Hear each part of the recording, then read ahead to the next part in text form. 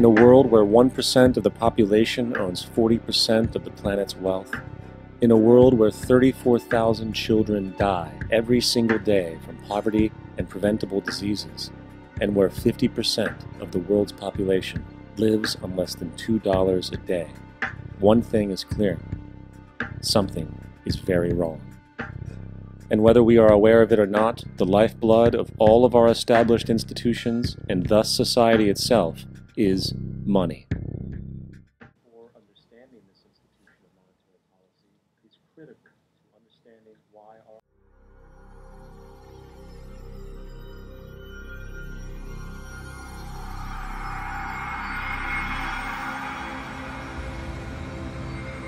The Earth is a very small stage in a vast cosmic arena.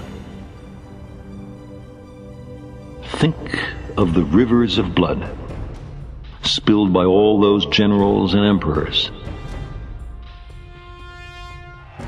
so that in glory and triumph they could become the momentary masters of a fraction of a dot. Think of the endless cruelties visited by the inhabitants of one corner of this pixel on the scarcely distinguishable inhabitants of some other corner. How eager they are to kill one another, how fervent their hatreds, our posturings, our imagined self-importance, the delusion that we have some privileged position in the universe, all about you, are challenged by this point of pale light.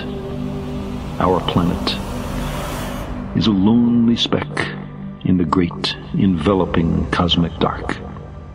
In all this vastness, there is no hint that help will come from elsewhere to save us from ourselves. From ourselves.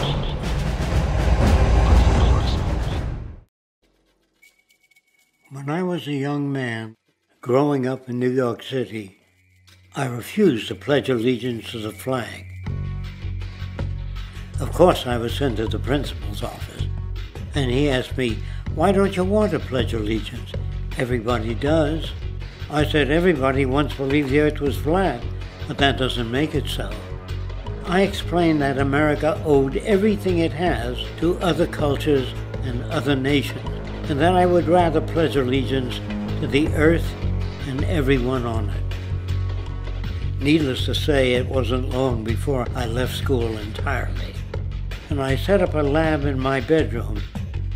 There I began to learn about science and nature. I realized then that the universe is governed by laws, and that the human being, along with society itself, was not exempt from these laws. Then came the crash of 1929, which began what we now call the Great Depression. I found it difficult to understand why millions were out of work, homeless, starving, while all the factories were sitting there. The resources were unchanged. It was then that I realized that the rules of the economic game were inherently invalid. Shortly after came World War II, where various nations took turns systematically destroying each other. I later calculated that all the destruction and wasted resources spent on that war could have easily provided for every human need on the planet. Since that time, I have watched humanity set the stage for its own extinction. I have watched as the precious finite resources are perpetually wasted and destroyed in the name of profit and free markets. I have watched the social values of society be reduced into a base artificiality of materialism and mindless consumption. And I have watched as the monetary powers control the political structure of supposedly free societies. For the first time, we have the capability, the technology, and the knowledge to achieve a global society of abundance for all. We cannot continue as we are, or the consequences will surely be dire. A 2012 UN report states that a global population growth from 7 billion to almost 9 billion is expected by 2040. Demands for resources will rise exponentially. By 2030, requirements for food are projected to rise by 50%, energy by 45%, and water by 30%. We are presently depleting natural resources 50% faster than their planet can renew. At this rate, it is estimated that we'll need 3 more planet Earths to keep up with resource needs as they are today. What is the 6th extinction? Is it happening right now? What's the cause of it? What we as human beings are doing to the planet, changing the basic conditions of life very dramatically and very rapidly. And yet, from environmental disaster to war, our obsolete value systems perpetuate insanity, threatening us on many fronts. Is it the best we can do to just clean up after the fact?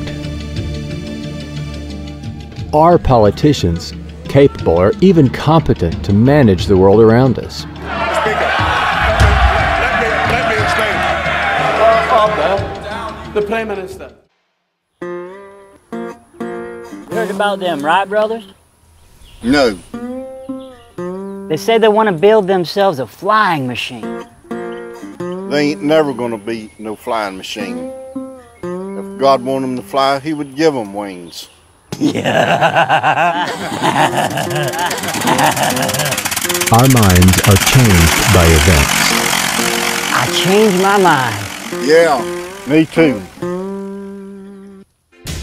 If the surroundings that establish our values remain unaltered, in spite of the urgings of poets, priests, and politicians, the same behavior and values will persist. Higher ideals and aspirations that people hope for can't be realized when there is deprivation and war.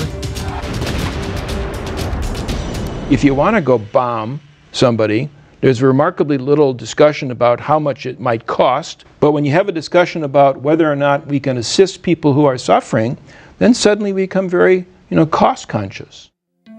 No culture evaluates human behavior in this way. If they did, they would question what is it that generates greed, bigotry, inequities, and war. Unfortunately, all societies to date have indoctrinated people toward values that perpetuate those in power. So, let's investigate the key factors governing the lives of people and nations, money, and the values, behaviors, and consequences it produces. Split-second stats. What's the headline here? Stock market's rigged. This is Pennywise. Let's go to line 4. I don't know my credit score. You don't know your credit score? I don't know my credit score. That's really important. I mean, don't you want to buy a house? Who are you? Are you the motivated professional that'll stop at nothing to get what you want? And all are found guilty on more than 10 counts of fraud. Profit motive, competition. There's the basis of the capitalistic system. What's in your wallet? What do you drive? What do you want to buy? Military contractors are celebrating record profits near all-time highs. By the military-industrial complex, a disastrous rise of misplaced power. Consequences. If you're part of the military-industrial complex, maybe the point of that is more war. Talk about drones and whether or not they help or hinder. No civilians will be killed or injured. The vast majority of those killed have not been high-value targets. And the power of money is ever present and is gravely to be regarded. As a remnant of antiquity, money now largely serves as a mechanism of corruption, deprivation, and control in the hands of a few. It's corrupted everything. I mean, every institution that we live in is corrupted by money. What's fascinating to me is that we can become enslaved by something that we've created. Not physically, but just mentally enslaved by a notion that was invented by humanity. It is archaic because I think we've grown past what money can do. It is well enough that the people of the nation do not understand our banking and money system, or if they did, I believe there would be a revolution before tomorrow morning. Henry Ford, Ford Motor Company. In a desperate attempt to survive, many work multiple jobs. They may steal, lie, or embezzle. So stress-producing that the average person worries about rent, losing their job, can't pay off the house. On a bigger scale, the profit motive creates a ruthless cycle of devastation. Illness, pollution, and war are accepted as normal. You have sort of a wartime economy that begins to be self-perpetuating, and you have powerful people inside of a power vacuum, really, who see it as in their interest to perpetuate the conflict. But it does benefit the few at the top who live parasitically by the manipulation and control of money.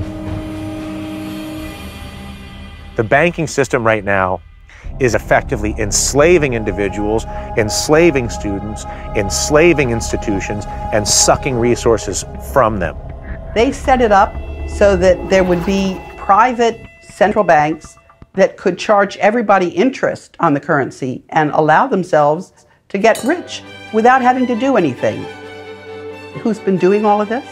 It's a group of bankers, the Federal Reserve System, that's a private system. The Fed is a private bank owned by private stockholders. Do not let the name Federal fool you. They just serve the banking needs of government is essentially what they do. In 1913, which is when Woodrow Wilson allowed the Federal Reserve System legislation to be passed, most of the Congress people had gone home.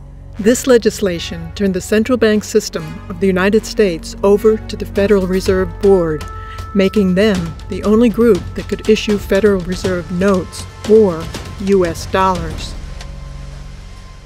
President Wilson, he regretted that. He said that he had just sold this country downstream. A great industrial nation is controlled by its system of credit. Our system of credit is concentrated.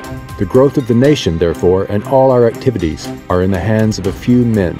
We have come to be one of the worst ruled, one of the most completely controlled and dominated governments in the civilized world. A government by the opinion and the duress of small groups of dominant men. President Woodrow Wilson, 1916. It's a fiat system that we operate under, and it's actually someone punching numbers on a computer somewhere. That is how we manufacture money today. There's nothing backing it, there's nothing behind it. The money is backed up by the full faith one has in the US government. It's an IOU. When government spends more than it collects in taxes and needs money, it does not print its own money, but borrows from the Federal Reserve in exchange for U.S. bonds, which the Fed provides at interest. When people and corporations want money, they go to banks as well. The system is rigged. If a bank buys a $100 bond, the bank gets to lend out 10 times that amount, or $1,000. They created the extra funds from nothing. No money, gold, or anything to back it up. The bank also gets back the loans with interest for all the money lent. Money is created this way from the simple signature of a borrower with the promise to pay it back. And to make matters worse, very often people are paying the amount back many times over due to the interest. This is the process by which individuals, companies, and governments acquire money. It is respectably referred to as fractional reserve lending and is used globally by most other banking systems, keeping people and entire nations in perpetual debt. So if you just keep printing dollars with no backing, at a certain point people lose confidence in the currency, and that's what's happened. The banking system right now is in the business of manufacturing risk by creating debt for individuals and people. And so there is the risk that those people will not pay that debt back.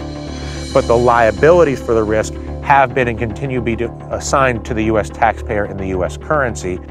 We're now sitting in a situation where the world's currencies are about to crash. Nobody knows how long it's going to take, but the Federal Reserve System has been printing dollars like there's no tomorrow. You have what is effectively a criminal enterprise based on the manipulation of people's attention, resources, and time in order to extract value from them. They're stealing money from us that way. They're stealing the result of our efforts and our labor. And that is something that has grown as a cancer on our society. These bankers are all part of a system called the Bank for International Settlements. Most people, even in business and banking, don't understand this bank and its role as the BIS. They own 40% of the assets of the 43,000 companies that are traded on the capital markets. The bank runs itself. It has a board of directors which is composed of 15 governors of central banks from around the world. And they pull down 60% of the annual earnings. They bought up all our media, and that media is hoodwinking citizens. The media has morphed into just peddling the corporate interests of the money masters that control the political establishment. There's about 118 boards of directors that sit on these 5 giant media corporations. And they all serve different boards, of Monsanto to weapons to food. So when you have all these interests bleeding together, it's that much harder to differentiate what interests you're seeing laid out in the mainstream media. The complete impunity that corporations have to operate unabated and pollute the entire planet. A major spill of toxic coal ash is raising questions again about the safety of water and the government regulators overseeing industry. There's zero accountability. I mean, other than slap on the wrist of a couple fines here and then. I mean, slave labor to the exploitation of resources on the planet. Well, I think that people commit the crimes that they're in a social position to commit. I think it was Bertolt Brecht that asked, which is a greater crime, to rob a bank or to own one? And I think as we've seen from everything from the savings and loan scandals to the Wall Street meltdown, that all too often the owners of the banks are frequently looting the institutions that employ them. They commit all manner of illegal acts, and yet they're very rarely prosecuted for them. To establish their footing, industries often hire politicians when they leave office, having direct ties and furthering the bonds between politics and business. And throughout history, there's been very little, I think, pretense that the government has always acted as an agent for the wealthy class. Yes, there might be idealistic politicians that got into the game to change the world, but if they're good, any good at their job, they're no longer changing the world. They're serving the interests of their donors if they want to rise in the world of politics. If the bottom line and it's a profit-driven world, then those interests are going to be served first and everything is going to be secondary. And that's the sad reality of it. Within the monetary system, consumers are viewed merely as part of a market existing as potential sales for profit, and proudly present their designer labels, cars, and other branding to enhance their self-esteem. They become but another billboard. And the values are just profit maximization year after year. And we use artificial pumping in animals to make them grow faster. So if you can multiply the cells of the chicken faster, you can sell it sooner. But does that have an effect on the human body? They don't worry about that. They worry about the sale of chickens. There is no value system that's put out there that is actually beneficial to humanity because it's based on consumerism and profit making. Wealth is going to the rich faster than any other time in history. People are talking about the fact that the richest 1% have so much more than everybody else. Let's take the whole world's population and reduce it to just a representative 100 individuals. Poorest people on the left, richest people on the right. Now let's show how the world's total wealth is distributed. The vast majority have practically nothing, while the richest 1%, they've accumulated 43% of our world's wealth. The bottom 80%, meanwhile, that's 8 out of every 10 people, have just 6% between them. The richest 300 people on Earth have the same wealth as the poorest 3 billion. So the number of people it takes to fill a mid-sized commercial aircraft have more wealth than the populations of India, China, the US, and Brazil combined. The success of the industrialized world has been dependent on the failure and the lack of development of the developing world. I mean, the reason that they're stifled is because they are indebted to the first world. We wouldn't be prospering if it weren't for the labor that's going on and the indentured servitude that's going on in the entire developing country. And so that's the power dynamic can never change in that respect because it's literally dependent on it being that way. the dirty and dangerous work done by children. The jobs down in the pits are typically reserved for teenagers with only tree limbs to brace the mine walls.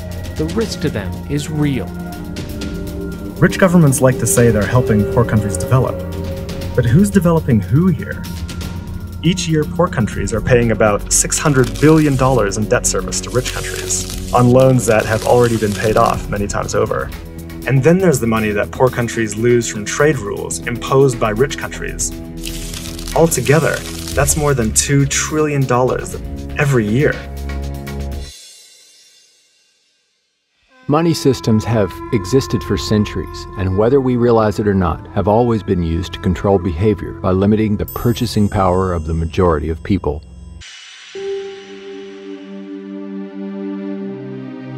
Poverty is a vicious cycle, rarely escaped by the poor. Studies found that scarcity can reduce mental capacity and cognitive performance. In children, it affects their brain development and memory. Poverty is a bigger risk factor for mental illness than being exposed to war.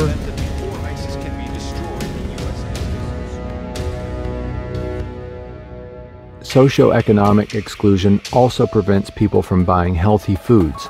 The stress of poverty is also linked to health problems, such as high blood pressure and cholesterol, elevated rates of obesity, and diabetes.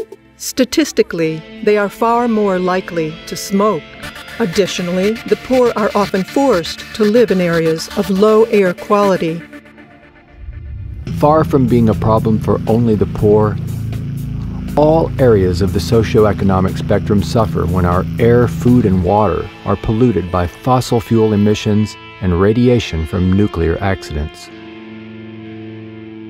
Because of the nuclear accident at the Fukushima power plant, the whole area is now a radioactive wasteland, and the people who live there don't know if they'll ever be able to go home. The current energy infrastructure results in about 2.5 to 4 million deaths per year worldwide from respiratory disease, cardiovascular disease, and complications from asthma. We're in downtown Beijing, and the pollution readings have once again gone off the charts. Readings are around 25 times World Health Organization standards, including 50 to 100,000 deaths per year in the United States and 16,000 alone in California.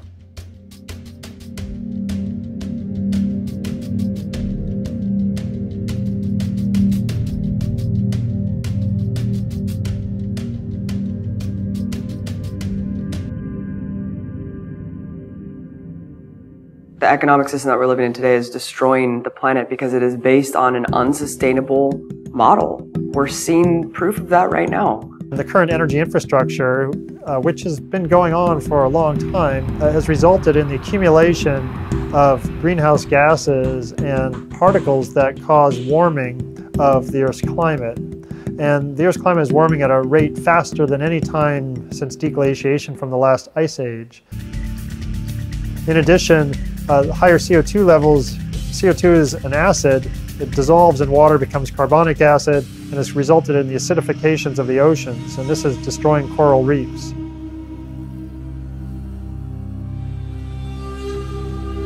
We have to realize our planet does have a certain amount of regenerative power, and there's no question that we've been through numerous worldwide extinctions. We have fossil records of that, and the Earth has recovered. There is a limiting carrying capacity, though. In addition, you increase the incidence of wildfires and forest fires, and that increases air pollution as well with higher temperatures. I'd like to think that someday we will become a multi-planet species, but we still have to take care of our home planet. There are many additional impacts of global warming. Sea level rise is a very big concern. For example, right now there is about 65 to 70 meters of sea level stored in ice, mostly in the Antarctic, but also in glaciers in Greenland and also sea ice in the Arctic and other places. The temperature's warm enough that we melt all this ice. That means the sea levels will rise 65 to 70 meters, and that will cover 7% of all the world's land. and result in all this is along the coast where most people in the world live. This will cause a significant disaster. It's almost certain that the regenerative power of the Earth does have certain limitations. If we push things too far, what's to say that we couldn't have a runaway greenhouse effect on the Earth like we did on Venus? We're also seeing enhanced storminess, increased intensity of hurricanes, and greater extremes of weather associated with global warming. So there are significant problems associated with this, and these are all tied back to the emissions from coal, oil, and gas combustion that have been occurring since the Industrial Revolution that started in the mid to late 1700s. We have a finite system, just like we do inside our spacecraft, and there, of course, we know the environmental limits a lot better than we do for the planet Earth, because the planet Earth is much more complex than the environmental control system we have in a spaceship. But it is finite. The Earth is finite, and it's been carrying life for billions of years. Hopefully we'll continue to do so, but let's not stress the Earth past the point at which it can recover.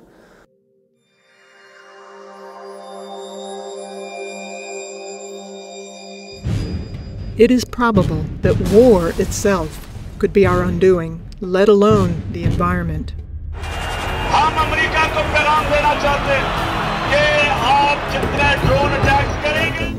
मैंने खुद देखा है कि जिस गांव में drone होता है वहां पर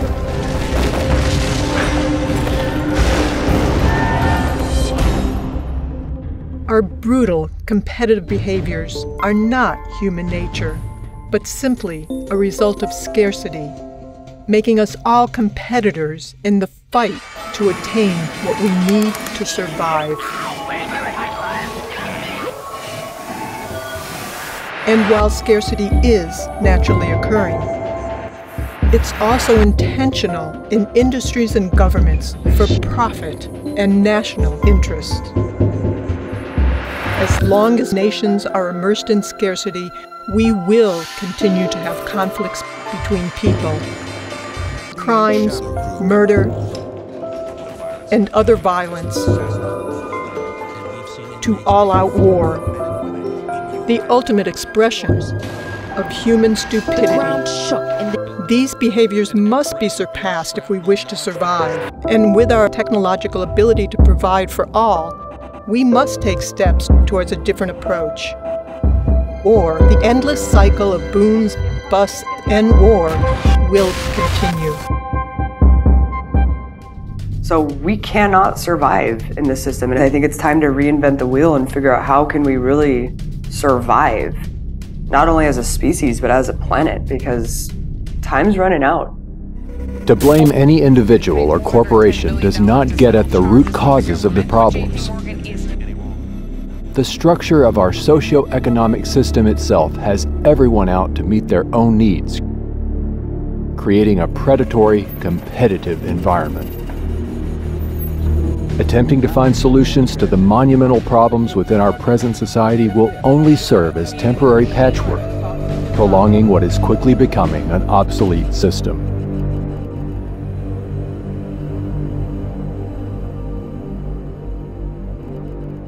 In our next episode, we will explore more perspectives in the fields of automation, science, and sustainable energy. And the Venus Project will present an innovative social design. Its primary concern is the well-being of people, enabling everyone to have a high standard of living while protecting the planet's ecosystem.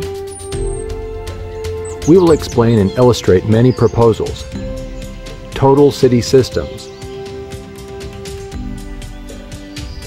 canals that bring rising seawaters into below sea level deserts, cities in the sea for reclamation of our ocean environment, and other exciting scenarios for global redesign.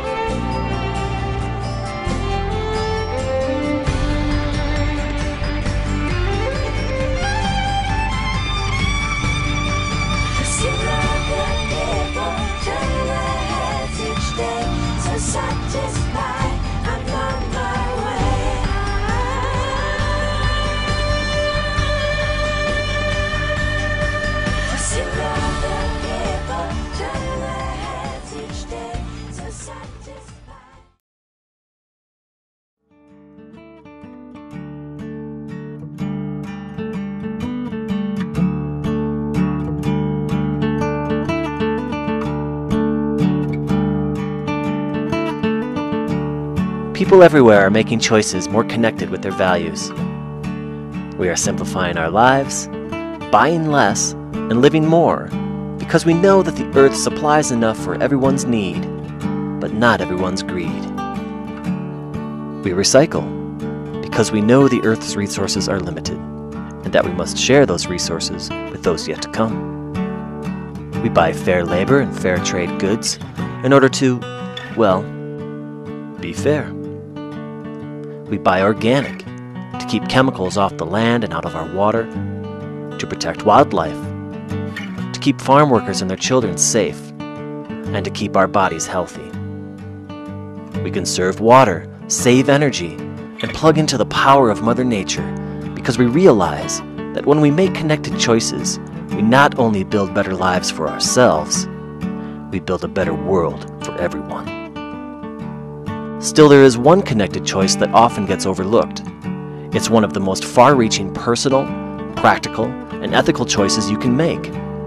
With this choice, we can help feed ourselves and every hungry person on the planet, end deforestation, replenish the deep woods of the north and save our disappearing rainforests, revitalize our rural landscapes and save family farms, stop the #1 polluter of water and the #1 waster of water, return our oceans to thriving underwater worlds teeming with life and wonder, make cancer and heart disease a rarity instead of a common occurrence, and return wild lands to their rightful owners.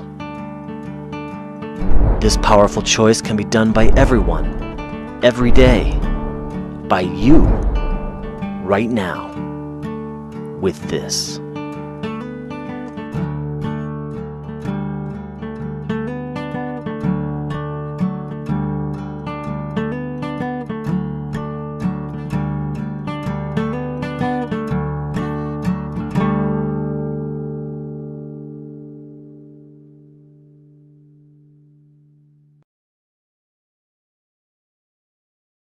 We are all connected. The choices we make affect not only our lives, but the lives of other people. If we use more than our share, we are taking from other people and from those yet to come. In this day and age, in a world of plenty, it is difficult to understand how, all over the world, nearly 1 billion people are going hungry, and 40,000 will starve to death every single day. This doesn't happen because there isn't enough for everyone. This happens because, while people are starving, we are wasting enormous amounts of grain to feed cows, pigs, chickens, and other animals so that we may satisfy our desire for meat, milk, and eggs. The earth can provide only so much food. While the human population is growing and growing, the tiny amount of land on which we can grow food is not. Because raising animals for food takes so much land, water, and other resources, the Earth would be able to sustain only about 2 billion people on a meat and dairy-based diet.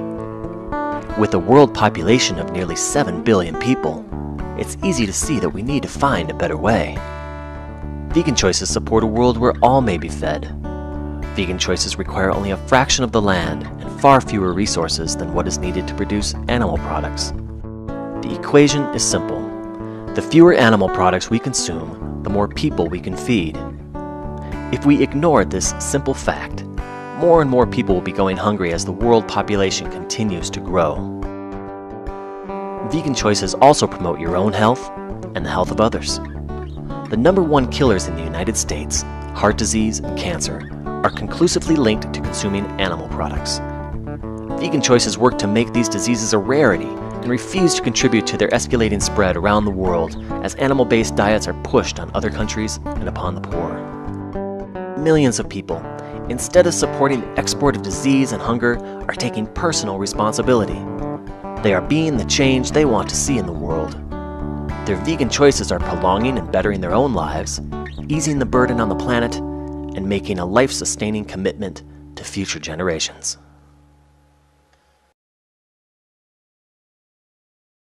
Vegan choices conserve land, water, and energy.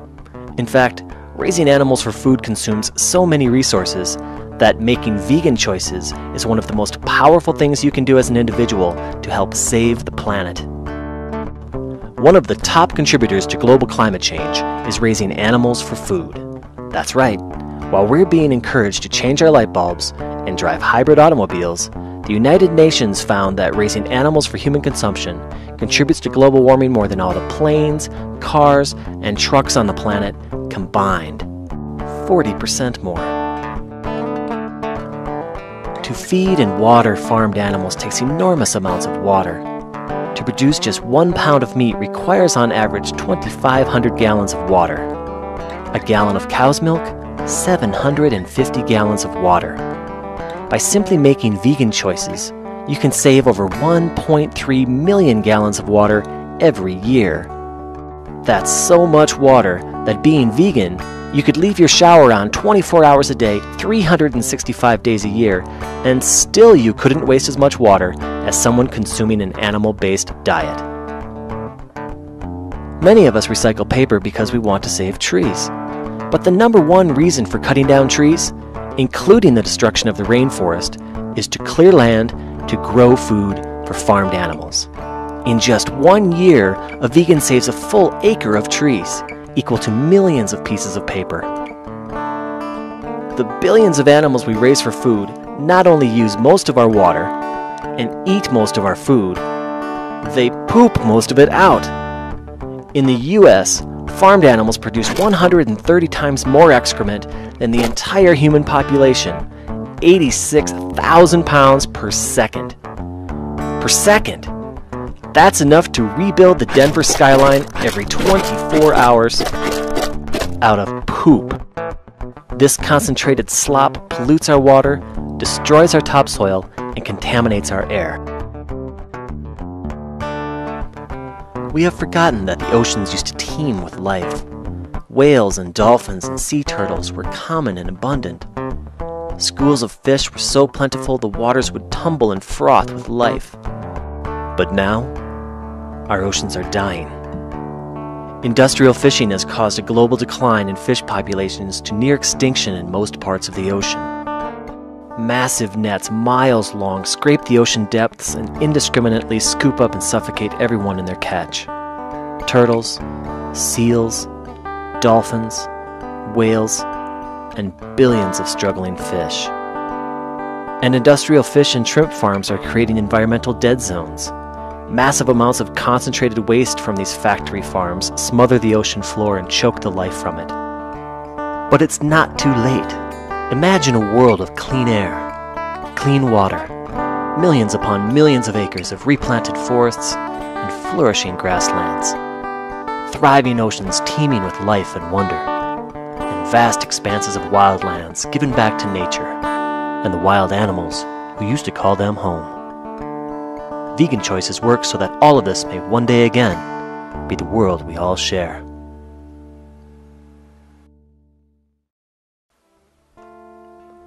In order to feed hundreds of millions of people animal products, the factory lines have to move fast. Very fast. In the US alone, every year we kill over 10 billion farmed animals and over 17 billion sea animals. We kill over 3 million scared and helpless animals every single hour of every single day.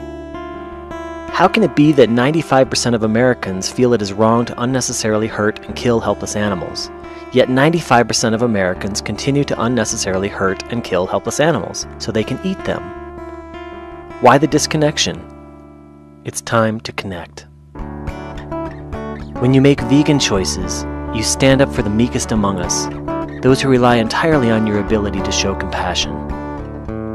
You stand up for farmed animals and refuse to pay anyone to harm them on your behalf.